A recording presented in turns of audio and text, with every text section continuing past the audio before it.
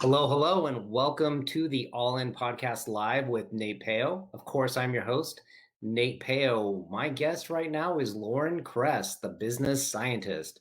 Lauren interviews smart entrepreneurs, practitioners, and providers who are ready to bring their brand to life with engaging, informative, and fun content. Welcome to the live show, Lauren. How are you?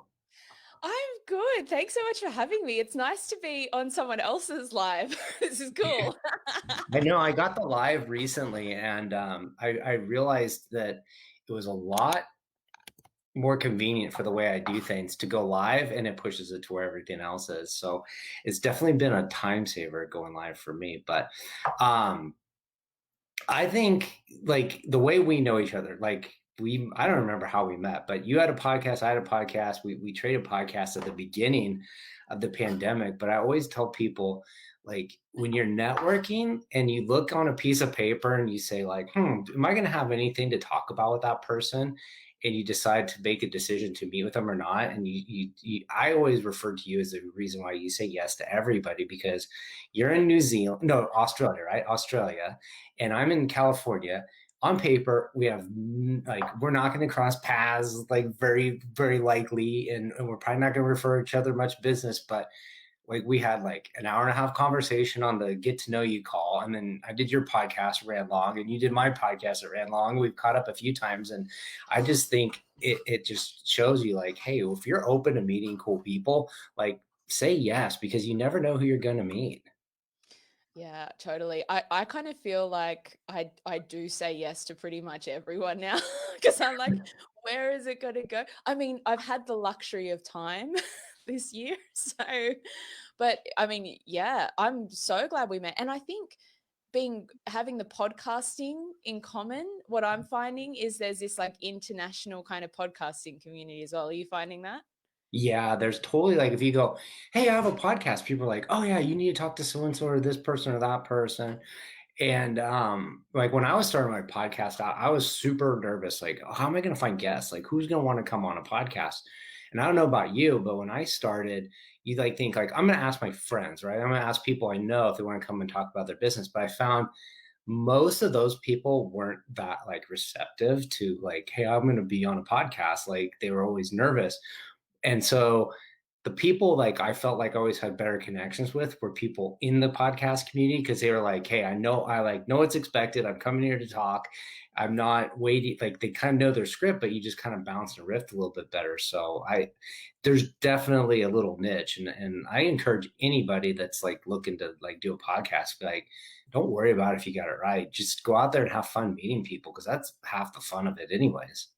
Oh, totally. And I mean, I've gotten to the point now, and I think you were the same. I think we talked about this before, where I'm like, I actually don't have enough space for guests. Like, I have to try to work out a way to like monetize more so I can open up more spaces because I just like, I can't. Yeah, You know what I mean? that's been my case too. Is it's like all of a sudden you're like, oh my God, like I got 5 or 6 booked this week. I'm not even putting out that many episodes, like publishing them. I was like, I can't keep up.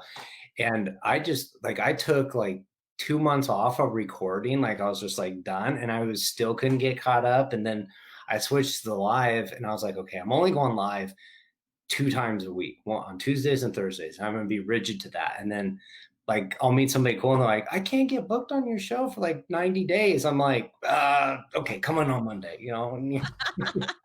Yeah, I had exactly the same thing. My mind went the same place. So I was like, I'll do the live streams, and then I was doing so many, and I was like, I've got, I took some time off, and now I'm going to take time off again. But I'm like, I also want the regularity of at least having something going live every week. So it's a bit of a balancing act. Hmm.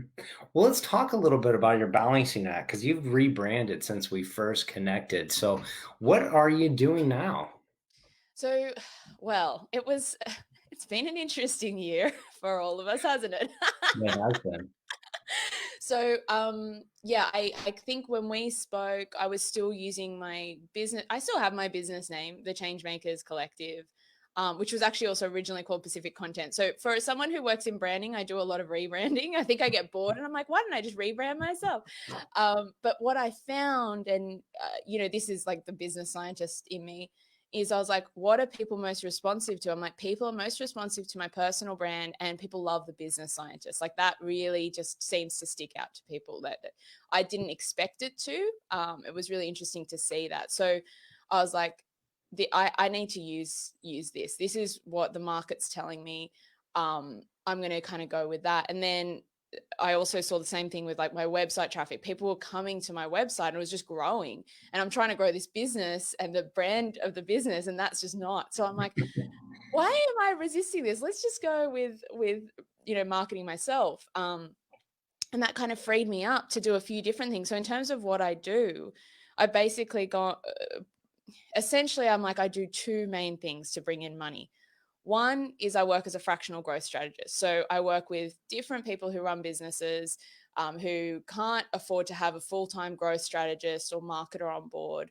And I'm like, that's okay, because the main thing I do is I don't really do implementation. So for a much smaller fee, I can help you grow your business.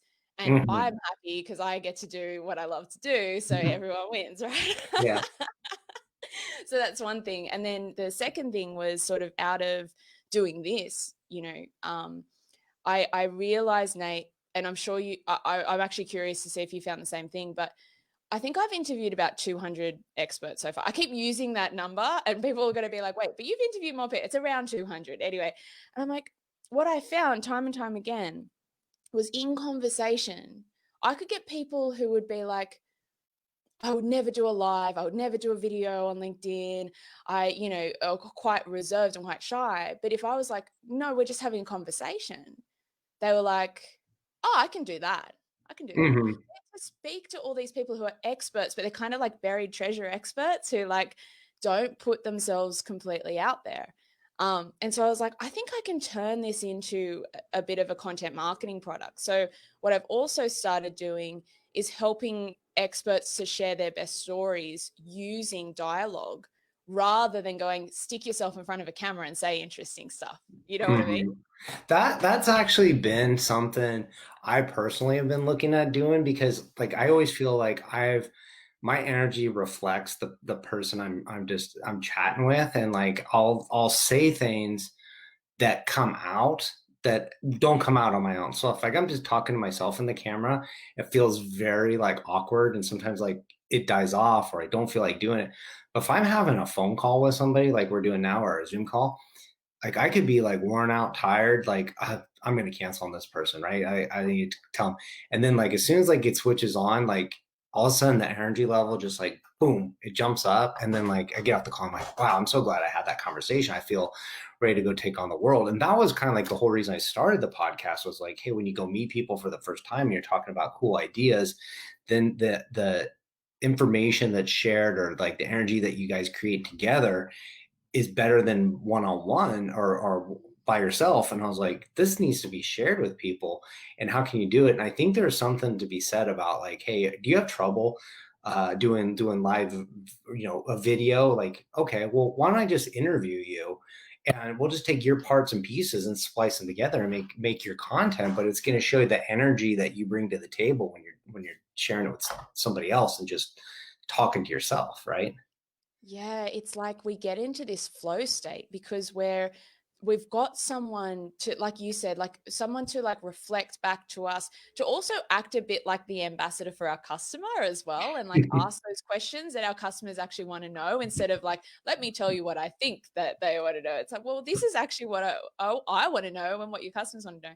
So we get into this like flow state in conversation. I've had that experience heaps of times as well, where I'm like, you know, okay, like this has been a long day. I've got one more call. Like, I'm going to have to really, and as soon as I'm on the call, I'm like, oh, I love this. What was I so worried about? Yeah, it's the best, right? So I want to ask you about that personal branding discovery you had where we were going with a corporate like a company name, trying to brand a company, but everybody's resonating with you as a person. And why do you think that it, Is it something that's recent where people are just associating with personal brands better now? Or like what's that mind shift been happening? Because so many people go on to start a business and they're like, I got to get the name right. I got to get the logo right. I got to get all these other things right. And I'm like, you don't, because you just need to be yourself. And people are going to resonate with that. Like, what was that decision when you were creating your company name? And how did you, make a shift into realizing like, hey, people want to hear me as a person, and why do you think people are afraid to do that? Yeah, I think it's such a good question. I think that there's a few things. So for me personally, when I started business, I had a co-founder. So it was like, what are we creating together? And I think that having that company name kind of feels like we're building something together. The goal was at that point, let's build like an agency style business. So content strategy, content marketing kind of business. This is 4 years ago, so it's changed a lot since then, right? But it was like, okay, so here's the vision, here's the mission of the company, trying to figure that kind of stuff out. When I shifted to, so it was kind of like this year was a bit of a tipping point, but leading up to it, what I had realized was that I was trying to then once I started doing this on my own, I was kind of like trying to put the business in front of me because it was something to hide behind. Like, no, I'm legitimate. I'm legitimate because I have a business, you know. I think that's what happens for a lot of us the first time we do a business. Like, I'm a real CEO. I'm a real founder because like I have a business name, right? And it's like, yeah, you Mhm. might have a business structure for financial purposes and tax reasons and all that kind of stuff. But like in terms of the brand, I think that what's happened because of social media, because of, and especially this year, wanting to connect with other people. I mean, people have always been buying from people. You talk about that all the time, Nate. I remember on my show you said that too, right? Like, but I think now it's like because we can get on YouTube and talk as ourselves, because we can get on LinkedIn and talk as ourselves, it's much more interesting, right? Mhm. But if your goal is like, I want to build like a company that's scalable with lots of people under me, I think you do need to build a company brand. For me, I realized my goal was like, I'm a practitioner. Like, I'm someone who I like to get in there and work with people. I want to run the strategy sessions, I want to do the interviewing. So when I acknowledge that, and instead of going like, oh, but I should be the kind of person who wants to build a multi-million dollar business, I'm like, I'm not. I'm just not that person. I'm like, I want the connection. The, I want to see that person's journey. And I'm like, and I'm there the whole way through. Of course I should be building, like it seems so obvious in hindsight. Of Mhm. course it should be me that's the brand because I'm the one that's actually the practitioner doing the work. I think I just got caught up in the rhetoric of like, you know, you should have a business that you're building that you can then step away from. But I'm like, that's just not my goal. You know, that's not what I want to do. Yeah. I think there's also something to be said about, even if you want to build like this big business, this big company, as a founder of it, you still need to build some sort of personal brand, because when you're beginning it, you're attracting people that are going to buy into your vision. Like, hey, it's like, hey, I'm going to do this crazy thing. We're all going to work for free for a bunch of years with maybe a remote possibility we might make some money. And you go, okay, well, if I don't know who you are and I'm not bought into your vision, I'm not going to sign up for that deal. Like, I have to be inspired. And you still can't be inspired by, here's our logo. This logo tells us we're going to be $1 billion company. Like, I guess maybe, but if it's like somebody telling you like, hey, you want to go change the world? You're like, yeah, I do want to go change the world. How are we going to do that? Here's my mission. Here's how we're going to do it. We're going to build this business and we're off to the races. And you're like, yes, I can get inspired by that. And at some point, the brand maybe takes over and it becomes very, on its own, and the personal brand isn't important. But I mean, what big businesses have been founded recently that you don't know who that personal brand of the leadership team is? Like, there's probably a lot more I think there is, because I'm not familiar with every business that's been started, but there's Tesla, there's Facebook, there's Twitter, there's LinkedIn. Like, everybody has, like, they know who the top dog is at that company, right? Yeah, I think as well, there's an interesting distinction to make there. One of my guests on my show, man, I can't remember his name off the top of my head, but it may come to me. Otherwise, I'll share it with you later because I'd like to credit the person's who idea it was. But he was talking, he's a thought leadership expert. And oh, Bill Sherman. Ah, yes, I remembered it. Bill Sherman. He's a thought leadership expert. And I had him on my show and I asked him about the difference between thought leadership and personal branding because I kind of work in both of those spaces. But Hmm. he made a much better distinction. He's, been in it for a lot longer than I have, and I learned a lot from him. And he said, with thought leadership, it's like the idea is bigger than you. You're kind of like the vehicle for the idea. So when I think of someone like Steve Jobs, I think he's a thought leader because it was like he, like with Apple, with Pixar, with everything that he was doing, there was an idea of a different way to run a business, a different way Hmm. to do things, right? Where a personal brand, I think it's more like Tony Robbins has a personal brand, like it's you go because of Tony, you don't go because it's, you know what I mean? So it's like there's and they do kind of overlap, but I think one is like this is an idea, like someone on a TED talk, they're sharing an idea worth spreading. It's like they're the thought leader because they're the vehicle for this bigger idea. Hmm. And I think that a lot of CEOs and like, of course, they have to have a reputation. That's what we're talking Hmm. about. It's like, why are we going to trust this person with millions of dollars of funding to run this? Because like they have a good reputation. Um, but the business brand might be the sort of like the home, and then it's like you've got, okay, this person is like the thought leader for our new idea, and we also have a bunch of brand ambassadors who are our employees. I mean, ideally what you want, if you're a super forward thinking progressive company, you want everyone in your company to be having their own personal brand. I think that's something that a lot of companies are missing out on. Is it's like, so like with Google, right? It's like if you work at Google, that's like a badge of honor, and you're going to be Hmm. like putting stuff out into the world, going, "I'm at Google. This is what," you know what I mean? Like, so they should work together.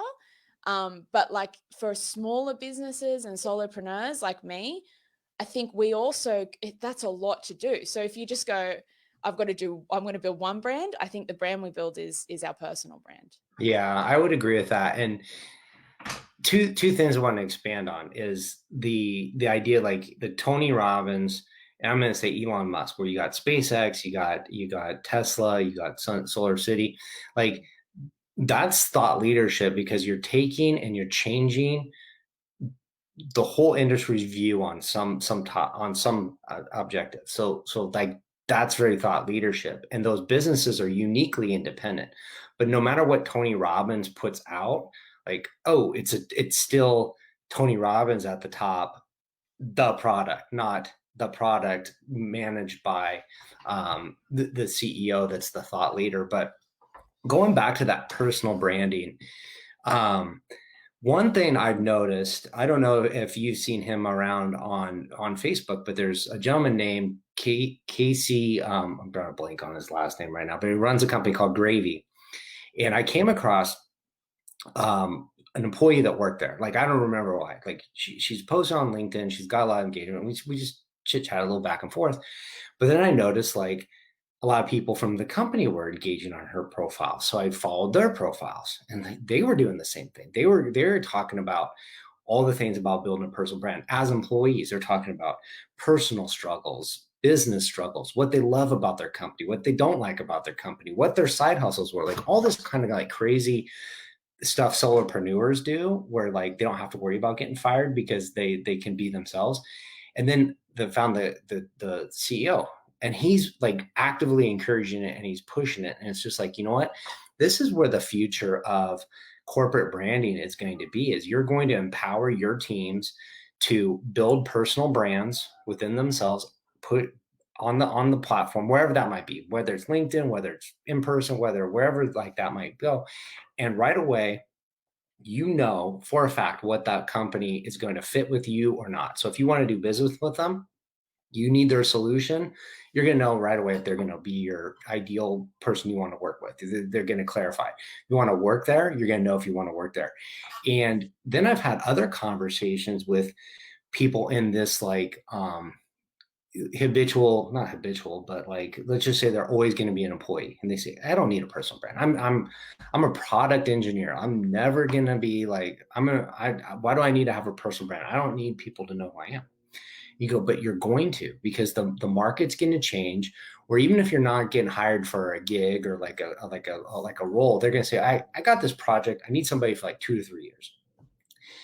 I need to know that they know this exact skills, because I don't have the time to figure out if they can learn them on the job, because the job's not that, the project's a short period of time. We need them up and running, and we need to know that they can do exactly what we need them to do.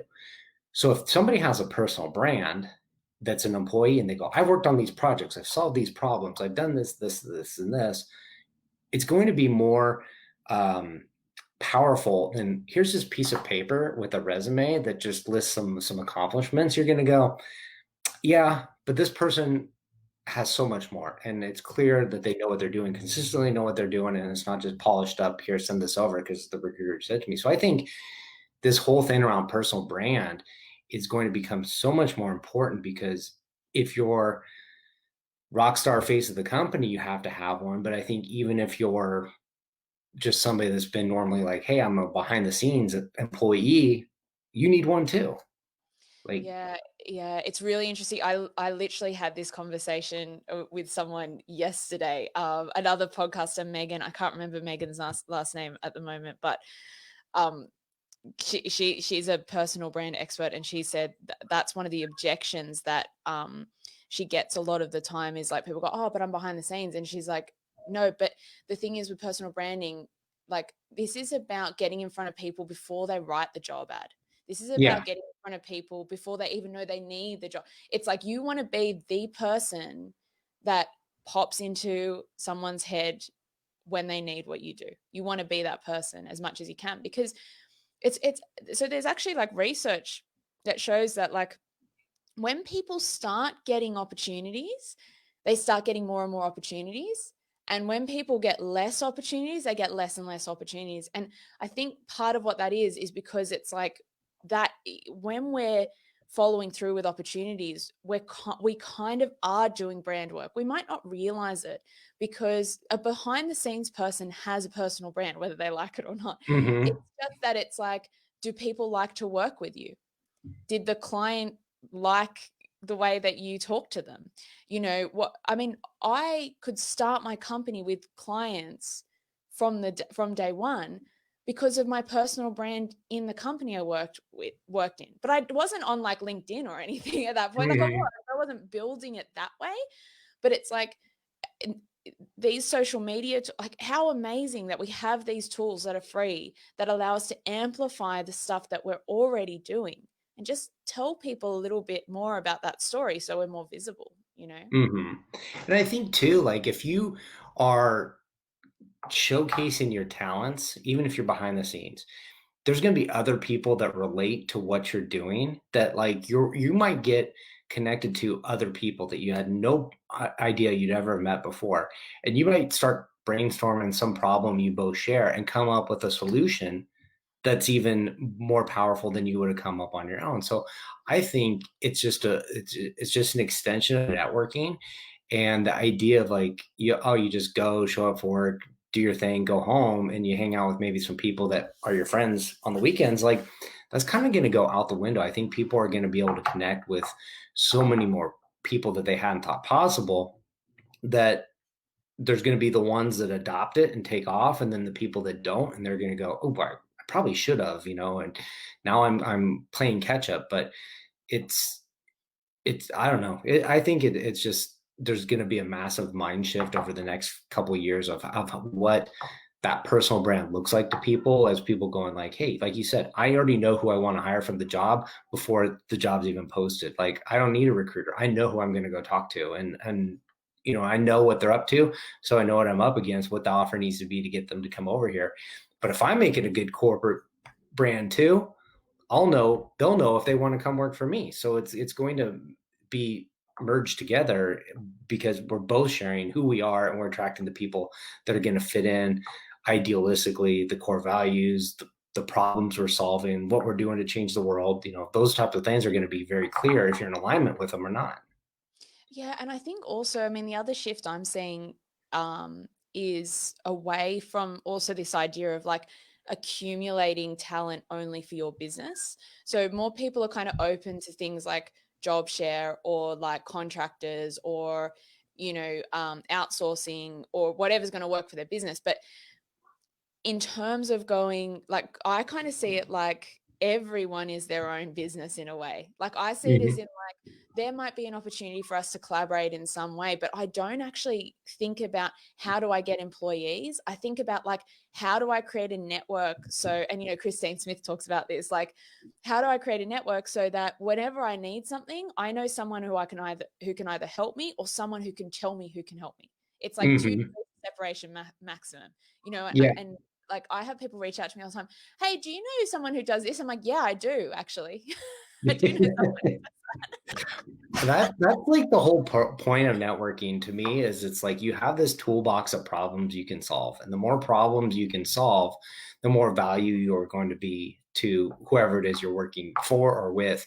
So if you can, get out there and make these connections, and I tell people all the time, like experience and network are the two things nobody can ever take away from you at a job or a business, whatever, but they don't grow overnight. You got to work on them, you got to nurture them, you got to build them. But if you do spend the time on it and you go, hey, do you know somebody that knows how to do this? You're like, yeah, I think I do. Or let me see, but I know somebody who will know. So like, I'll know the right person to go ask and we can get some help or we can get some answers. And I think, I get asked a lot of times, like, hey, do you know somebody that might be interested in this job? Or do you know anybody that's applying for this? And you go, yeah, I do. Like, here's some people that might be good candidates. Or let me scroll through my LinkedIn connections. I'm like, oh yeah, I totally forgot. This person's like amazing. Like, you should have a conversation with them.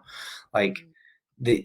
it's just so much more amplified, and because of LinkedIn, I think in it's going to change what the way we do it for sure.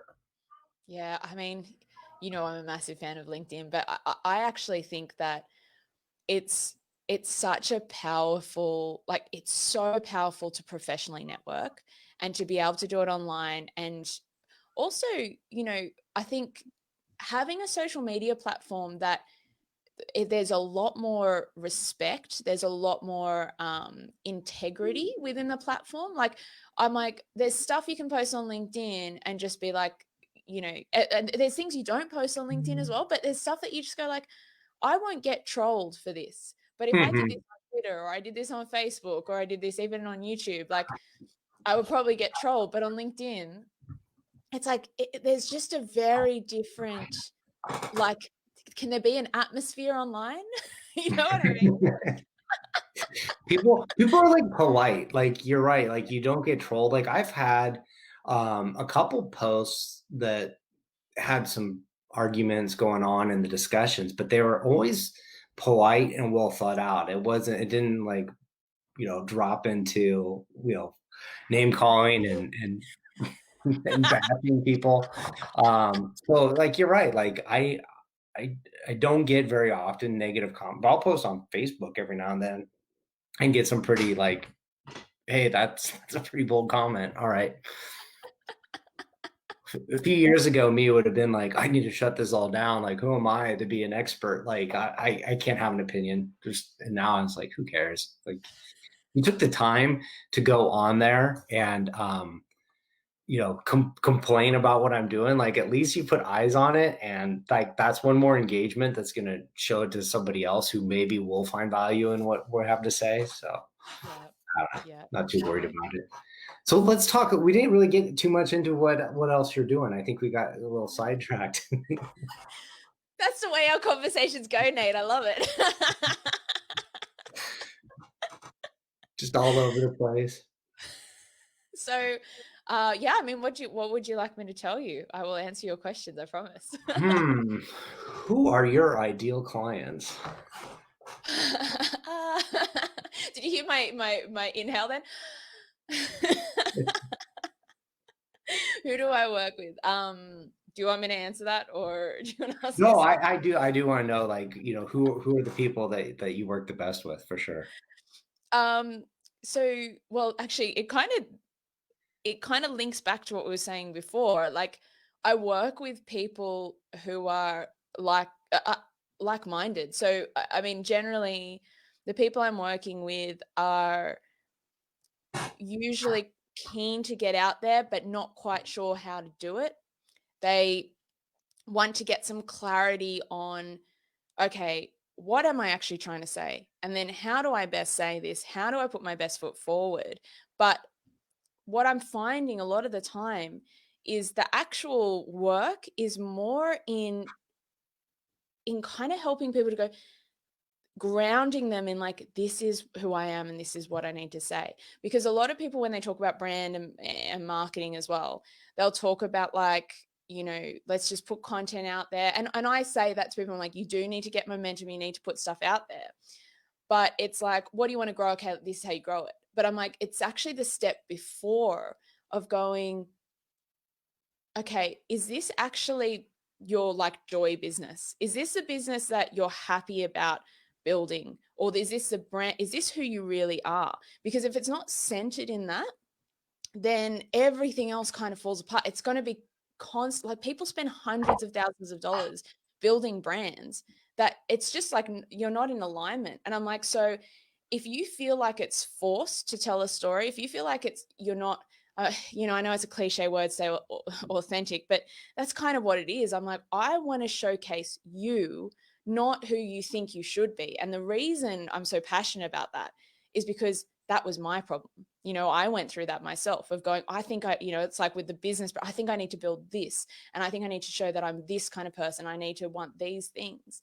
And taking people just back a step so we can, and it's like once you get that really dialed in, it's like everything else falls into place. It's Mhm.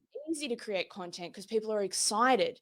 People are like, yeah, I want to get out there and tell people about this because this is who I am. And this is a time in history where we can do that stuff. Like, I don't think we could do that 10 years ago in the way we can do that now. Yeah. I've noticed that too. Like people will go, okay, I'm going to talk about this part of this business, or I'm going to talk about this expertise I have. And like that's what I need to show. I need to show that I'm like super smart and I'm the expert, I'm the answer to all their questions. But then if you ask them like who are your favorite clients to work with? And they name them. Okay, why do they work with you? Like what was your bonding thing over? And they always have like some personal thing, like, oh, we shared this in common and we got to chatting and chit chatting and talking and like and then we just figured out what we did and it made sense to work together. It's like nobody ever goes like the way you nailed it with like your little insight on some like random thing because you perfected your pitch. Like they always are relating on a human people to people level, and I think we forget it. Like Mm. you don't make friends that way. Like in real life, you don't go like, how did you make friends with people? Like, well, I told them my good qualities and they accepted them and now we're friends. Like, no, you got to know them as a person and you like the stuff that they did. That would be, I guess, considered, the imperfections as much as you liked the good things about them. It was who they were as a human that just drew to it. And I think it's hard to put yourself out there because you're scared. You're like, what if people laugh at me? What if people don't like what I have to say? And like how I react to that? Because this is my whole business, this is my whole life. What if it's rejected? But it turns out like people relate to you putting yourself out there and they go, hey, I like that. I know a little bit about you I didn't know before. And it's really cool that you're sharing this about yourself. Yeah, I'm so glad that you said that because it's like, I mean, this is the beauty of conversation, right? Like you say something and then someone says, yeah, and I'm going to build on that. And I'm like, yeah, that's right. And then, because what that made me think of is like, that's that is a symptom of this problem. Like the problem is, okay, what I truly want to do, which I might not even know yet, but what I truly want to do and what I'm doing aren't in alignment. And it creates insecurity and it creates that kind of imposter syndrome feeling because you're like, where's my footing? And so then when you're talking to people, you're like, I have to have a product in front of, like, I don't have a pitch deck. I don't have a pitch deck, but I used to, like, I've done that. I've done like big deals, and gone through that kind of work. I'm like, but this is the whole beauty of not working for someone else. I'm like, I jump on a call with someone and I figure out, I'm like, what are they trying to work out at the moment with growing their brand? And some people might be like, I'm just really struggling with YouTube. I'm like, let me show you some really cool stuff. And then I'm like, I just like screen share. I'm like, this is what I've done. This is how I've done it. And I'm like, I'm just being myself. But then people see that and they go, oh, okay, you really know what you're talking about. But that's not the point. I'm like, I just want to help you because I've been there. And Mhm. when we're coming from that place of like, okay, this I know what you're going through. I can help you. Like you said, like that's what we do as friends. That's what we do with our partner, you know. But when it comes to business, for some reason, we think we need to put this weird hat on that's like, I've got to be professional now. It's funny because we hosted me and a friend of mine, we hosted this like live networking event, and what we wanted to do was do something a little bit different than like in our industry. Every networking event that they have to like tell, because it was the home building industry. We have to talk about what the latest market rates or what interest rates are doing, and what the next innovation of floor plans was going to be, which nobody cares about, but we always have to talk about it.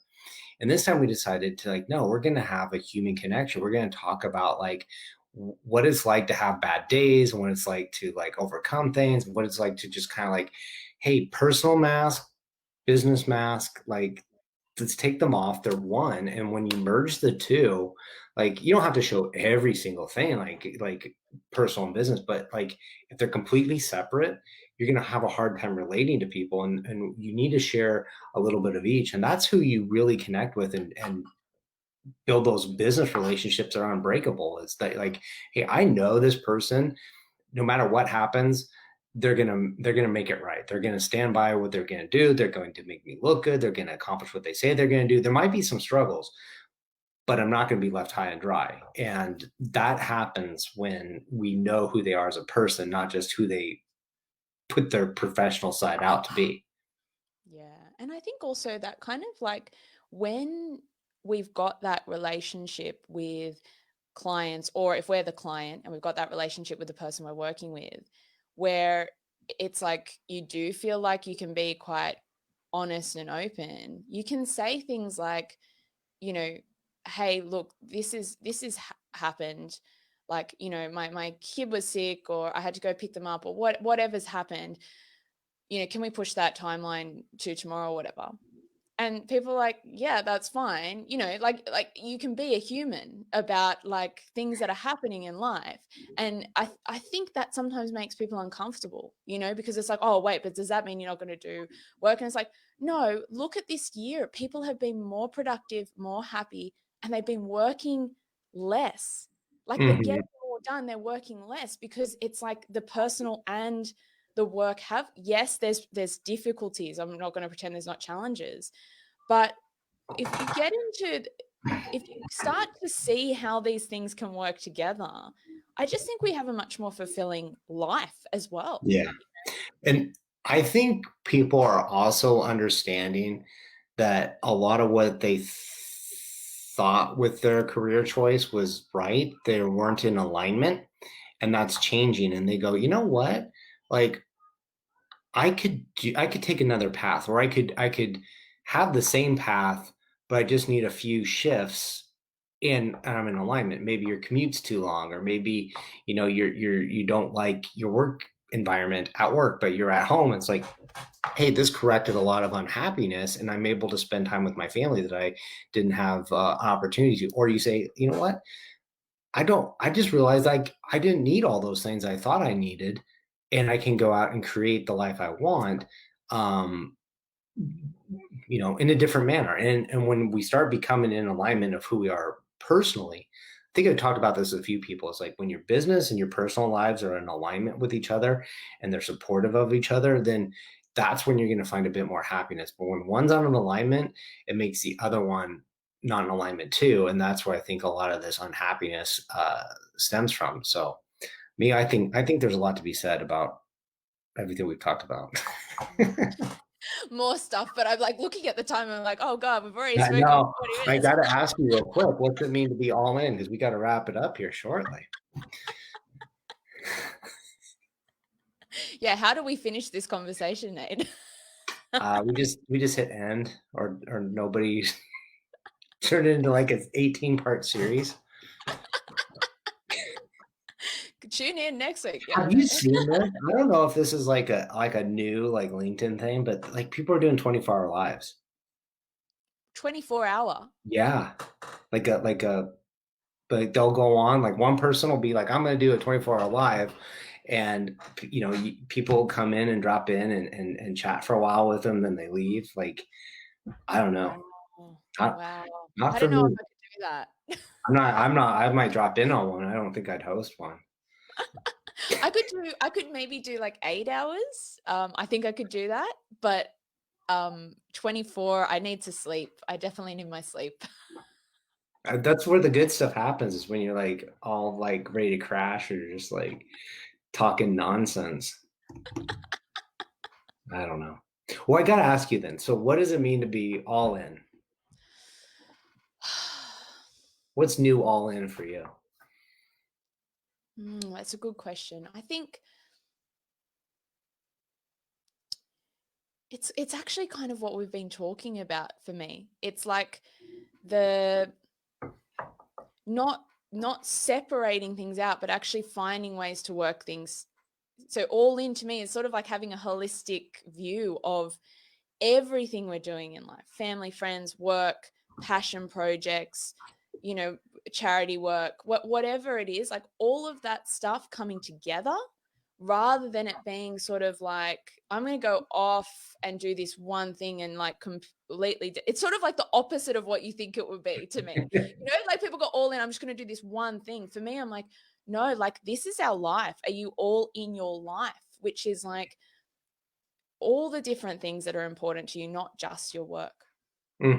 I think it's creating a lifestyle that's not like work-life balance, but it's like integrated. It's like, Yeah, yeah. the things are in alignment with each other. You're living where you want to live, you're working where you want to work, you're working on the projects that you want to work on.